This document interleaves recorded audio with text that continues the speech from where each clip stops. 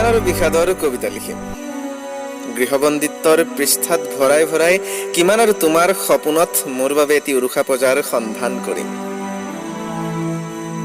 তোমাৰ বুকুত যদি নগজে মোৰ হৈ এটি কেঁচা কোমল কুঁহিপাত, তেন্তে থাকক দিয়া, নালাগে এতিয়া এই প্ৰেমিকৰ প্ৰেম উন্মাদনাৰ সাফল্যৰ সাক্ষী হোৱাকৈ ৰচিত হবলৈ এখনি যুগ যুগান্তৰৰ কাব্যলিপি।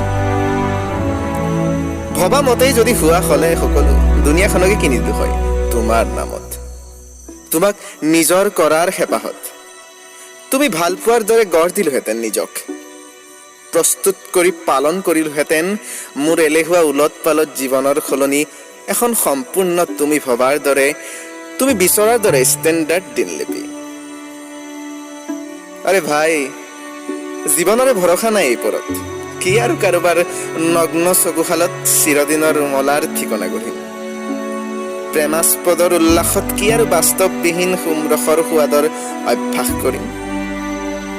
নালাগে থাকক এইবোৰ পুৰণি স্মৃতিৰ টোপোলাতে চিৰদিন বন্দী হওক। জীৱনে যদি দেখুৱাই ন বসন্ত, চাল্লা এই বহাগৰে শপত ৰচি যাম এটি কাহিনী, য'ত দেহৰ গঠন আৰু ছালৰ বৰণ পকেটৰ খমখমীয়া টকাৰ গৰমতকৈ আমাৰ দৰে হৃদয়ৱান লোকৰ কদৰ কৰিব সম্পূৰ্ণ পৃথিৱীয়ে। হাঁহি হাঁহি সফলতা পাব প্ৰকৃত প্ৰেমৰ ৰঙীন কাহিনী। আজিৰ এই স্তৱক থাকক ভৱিষ্যতলৈ, কিমান আৰু বিষাদৰ কবিতা লিখিম।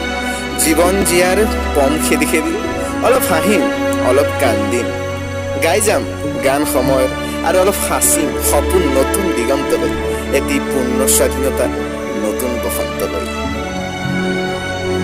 ধন্যবাদ।